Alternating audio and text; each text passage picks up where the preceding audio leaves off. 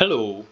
So you know when you have to work with certain things like toggles, check marks, radio buttons, and you know that there are instances where you would have to use the second instance of that particular element you're using for your design, such as the switch that you're seeing here. There are instances where you would want to show when it's turned off or when it's turned on and all of that. So you need to always change this. Now, I want to show you a very easy way for you to change this without having to stress yourself all the time. Very easy, just one tap and you're there, just like Access. All right, so the first things you need to do is get your toggle. So you can grab a toggle or a switch from the Apple Figma community file, which is iOS 17.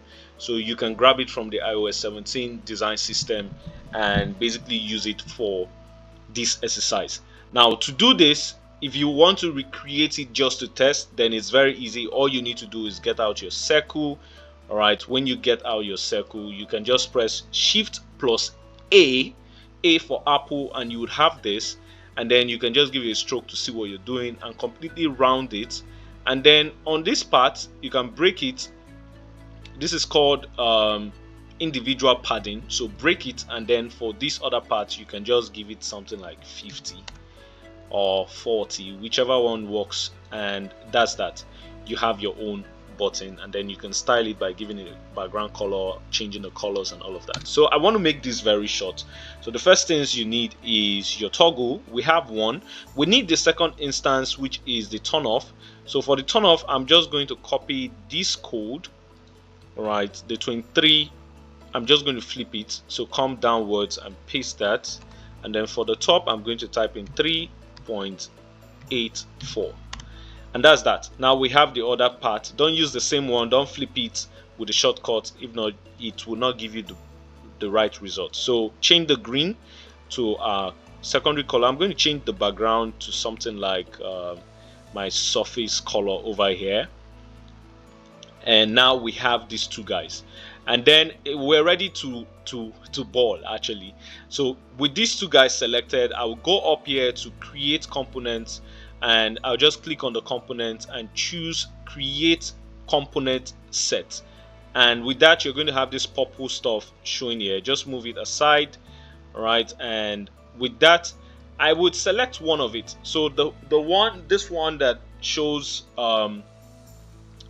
gray, I'm going to go over to my layer, double tap on the layer. This is going to come out property 1 equals default. I'm going to change that default to either yes or true, or false or no. So in this instance, I'm going to use false. So I'm just going to use false. You can use no and it give you the same result. So I'm typing false for this one because it's off, and then for the on, I'm going to type true. You can type it either way, you get the same result. False, true, anyone works. And then we are done. We're basically done. So select one of it, hold Alt and just move it out, or you go to Assets, because I have so many things here, so I don't want to waste your time, and you can drag it out from here.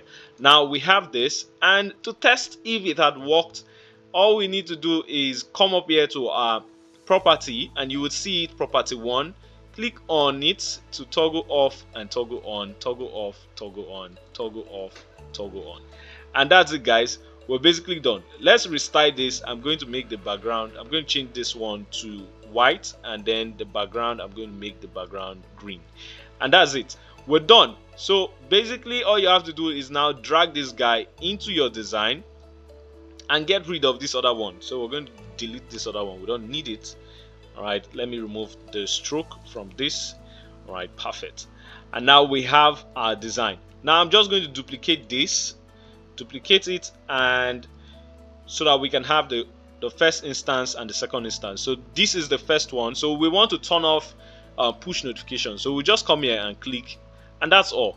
We're done. We're basically done with that. We can type in push notification, and then here we can type in face, use face ID, and that's it.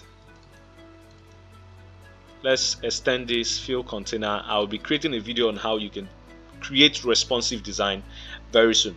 But that's it, guys. That's how you can create this, and you can do it for any other elements in your design, from radio buttons to switches, and it just gives you that easy usage. It's basically a component, so it's reusable within your designs. I'll see you guys very soon.